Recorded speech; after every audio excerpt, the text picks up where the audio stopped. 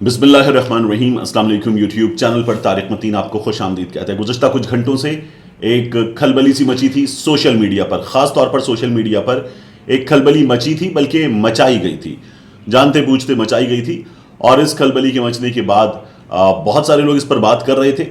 اب کچھ چیزیں کانکریٹ ہو کر سامنے آئی تو آپ سے بات کر سکتے ہیں اس معاملے پر۔ انصار عباسی صاحب نے دا نیوز میں، جنگ میں، جیو میں خبر فائل کی ہے، اور انصار عباسی صاحب کی خبر یہ کہتی ہے کہ پاک فوج نے جنرل فیض کو نوٹس جاری کیے جانے کی تردید کر دی ہے۔ پاک فوج نے جنرل فیض کو نوٹس جاری کیے جانے کی تردید کر دی ہے۔ آگے لکھا ہوا ہے، آئی ایس پی آر کے director general major general Babar Iftikhar کا کہنا ہے کہ سوشل میڈیا پر گردش کرنے والی یہ خبر بالکل غلط اور جعلی ہے کہ پشاور کے کور commander lieutenant general Faiz Hameed کو اظہار وجوہ کا نوٹس جاری کیا گیا ہے۔ آگے لکھا ہوا خبر میں ایک یوٹیوبر کی جانب سے دعویٰ کیا گیا تھا کہ army chief general Qamar Javed Bajwa نے سابق D G I S P R اور پشاور کے موجودہ corps commander lieutenant general Faiz Hameed کو اظہار وجوہ کا نوٹس جاری کیا ہے۔ اس حوالے سے D G I S P R سے رابطہ کر کے سوال کیا گیا تو انہوں نے کہا کہ یہ خبر بالکل غلط ہے، انہوں نے اسے جعلی خبر قرار دیا۔ پھر آگے انہوں نے اس خبر میں یوٹیوبر کی تعریف بھی لکھ دی ہے۔ یہ یوٹیوبر ہے اسد تور۔ اسد تور نے اپنے یوٹیوب چینل پر اس بارے میں سٹوری کی اور ہیڈ لائن میں، یعنی جو تھمبنیل ہے، تھمبنیل میں کوسچن مارک ڈالا کہ جنرل فیض حمید کو شو کاز نوٹس جاری ہوا ہے، کوسچن مارک ڈالا۔ جب ٹویٹ کیا تو ٹویٹ کرتے ہوئے لکھا بریکنگ، آرمی چیف نے جنرل فیض حمید کو شو کاز نوٹس جاری کر دیا ہے۔ ٹویٹ میں بتایا کہ جاری کر دیا ہے، وی لاگ میں یہ کہا، تھمبنیل میں کوسچن مارک، اور پھر اس کے بعد جب خود آ کر بیٹھا اسد تور اپنی کرسی پر تو اسد تور نے یہ بتایا کہ شو کاز نوٹس جاری کر دیا گیا۔ دا نیوز آگے اس بارے میں لکھتا ہے، یوٹیوبر صحافی نے اپنے تازہ ترین ویلاگ میں دعویٰ کیا تھا کہ چند روز پہلے وزیر اعظم سے ملاقات کرنے پر یا قاف لیگ کے لیڈر چودھری پرویز الہی سے ٹیلی فونک رابطہ کرنے کی وجہ سے آرمی چیف نے جنرل فیض کو اظہار وجوہ کا نوٹس جاری کیا ہے۔ پھر اس کے بعد انہوں نے آگے جا کے یہ لکھا کہ یوٹیوبر نے کہا کہ انہوں نے 3 مختلف ذرائع سے اس معلومات کی تصدیق کی ہے۔ اس ویلاگ کو سیاسی اور میڈیا حلقوں میں بڑے پیمانے پر دیکھا جاتا ہے۔ اسد تور کو سیاسی اور میڈیا حلقوں میں بڑے پیمانے پر دیکھا جاتا ہے، یہ انہوں نے اس کے بارے میں لکھا ہے۔ آگے اس پر بات کرنے سے پہلے میں آپ کو بتاؤں کہ اسد تور کی اس بے بنیاد خبر پر تردید یا ان چیزوں کے چکر میں پڑنے کے بجائے ہونا یہ چاہیے تھا کہ قانونی کارروائی کرنی چاہیے تھی۔ قانونی کارروائی کرنی چاہیے تھی۔ یہ خبر بے بنیاد ہے، اس پر قانونی کارروائی کرنی چاہیے تھی، کیونکہ یہ شخص اپنے پاس سے خبر گھڑتا ہے، خبر ہو نہ ہو یہ اپنے پاس سے خبر گھڑتا ہے، اپنے پاس سے خبر دیتا ہے، اور یہ خبر بالکل جیسے ایک جید صحافی ہیں ان کے انداز میں دیتا ہے۔ وہ جید صحافی 2 لوگوں کی کمرے میں ہونے والی ملاقات، بند کمرے میں 2 لوگوں کی ہونے والی ملاقات کے بارے میں ایسے بتاتے تھے کہ اس نے بتایا، اس نے سنا، اس نے جواب میں کہا، اس نے رد عمل دیا، اور وہ مسکراہٹ بھی بتا دیا کرتے تھے بند کمرے میں ہونے والی 2 لوگوں کی کہ کون کس بات پہ مسکرایا، کس نے طنز کیا اور کیا ہوا۔ ایسا لگتا تھا کہ میز کے نیچے چھپ کر بیٹھے ہوئے ہیں، درمیان میں ہاتھ بڑھا کر پلیٹ سے ایک آدھ بسکٹ بھی گھسیٹ کے نیچے لے جاتے ہیں اور کھا لیتے ہیں اور وہاں سے بیٹھ کر رپورٹنگ کر رہے ہیں۔ بالکل یہی حال جو ہے اس شخص کا ہے۔ اس شخص کی خبر کا ایک سورس اس شخص کی خبر کا ایک سورس ہوتا ہے کہ یہ خود گھڑتا ہے، کوئی سورس نہیں ہوتا، یہ خود گھڑتا ہے، اور گھڑ کے ایسے حالات پر جو بہت زیادہ ہائپ اختیار کر جائے ان معاملات پہ یہ گھڑ کے خبر کرتا ہے۔ دوسرا، اس شخص کی خبر پر جو سورس ہے اس پر آپ کو حیران ہونا چاہیے، وہ ہے ایک اہم ترین منصب پر فائز شخصیت۔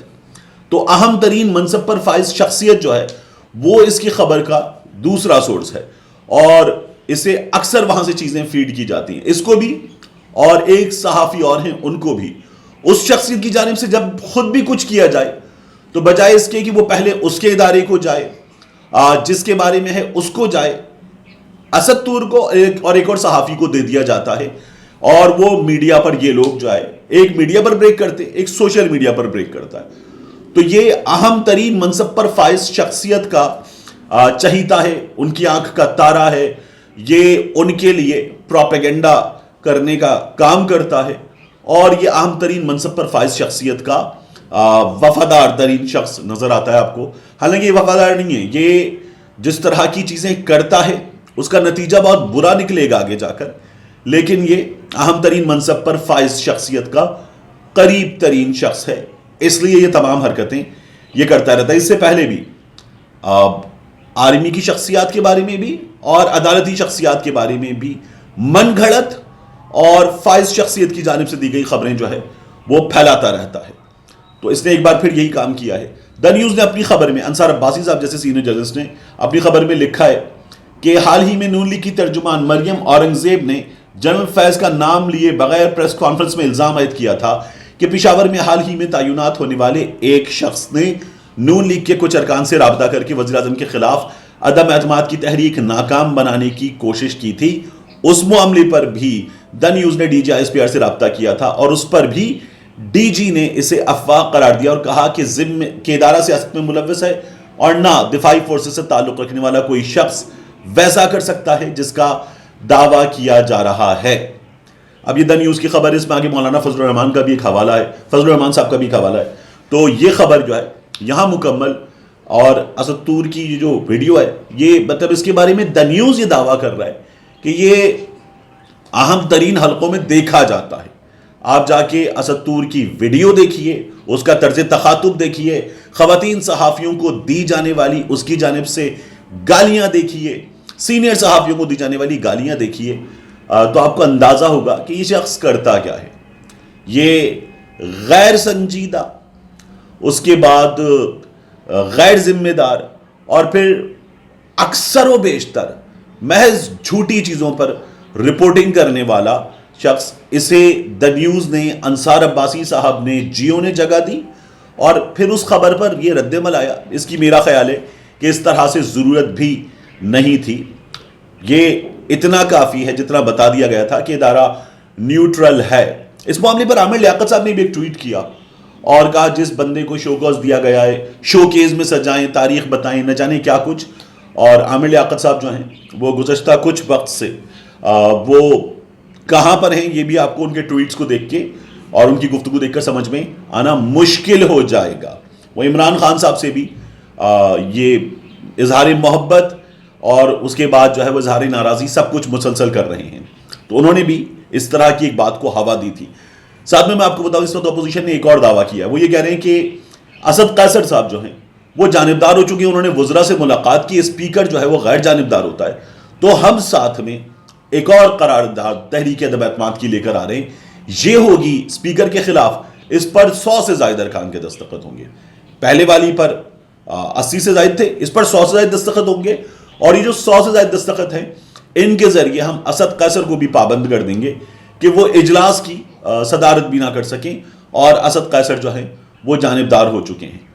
असद कैसर स्पीकर कौमी असम्बली, जब कौमी असम्बली चला रहे हैं तो उसमें आपको ये तमाम लोग और इन तमाम टीयर 1 के यानी मियाँ शहबाज शरीफ, बिलावल भुट्टो जरदारी, फजलुर रहमान के साहबजादे असद, ये तो नजर आएंगे कि ये बात कर रहे हैं। लेकिन आपको अब्दुल कादिर पटेल साहब जैसे या दीगर लोग जो इंतहाई गैर संजीदा, गैर जिम्मेदार और फिर उसके बाद जो है वाहियात गुफ्तगू ऐवान में खड़े होकर करते हैं, उन लोगों को भी माइक मिलता है इस ऐवान में। और आप बात कर रहे हैं कि जो अयाज सादिक थे वो चला रहे थे गैर जानिबदारी के साथ कौमी असम्बली की कार्रवाई। तो अयाज सादिक साहब ने टीयर 1 के कई लोगों को पूरे 5 साल बोलने का मौका नहीं दिया था। यहां असद कैसर जो हैं उन लोगों को जो बोलते हैं तो उनके मुंह से न जाने क्या झड़ता है, उनको भी बोलने का मौका देते हैं। तो आप उनके बारे में कह रहे हैं कि असद कैसर साहब जो हैं वो जानिबदार हो चुके हैं। ये इस वक्त अपोजिशन का हाल है। एक जानिब लड़ाई हो चुकी, उसे निपटाएं, नंबर पूरे करें और हुकूमत गिरा के दिखाएं, फिर उसके बाद जो करना है कर लें। लेकिन हमारे यहाँ ये तमाम चीज़ें इसी अंदाज में चलती हैं क्योंकि हमारे यहाँ चलता है, जो भी हो चलता है। ऐसे लोग, असद तूर जैसे लोग भी जो कर जाएं वो भी चलता है। तो ये चलने दिया जाता है हमारे यहाँ। मिलते हैं इंशाल्लाह आपसे अगले वीलॉग।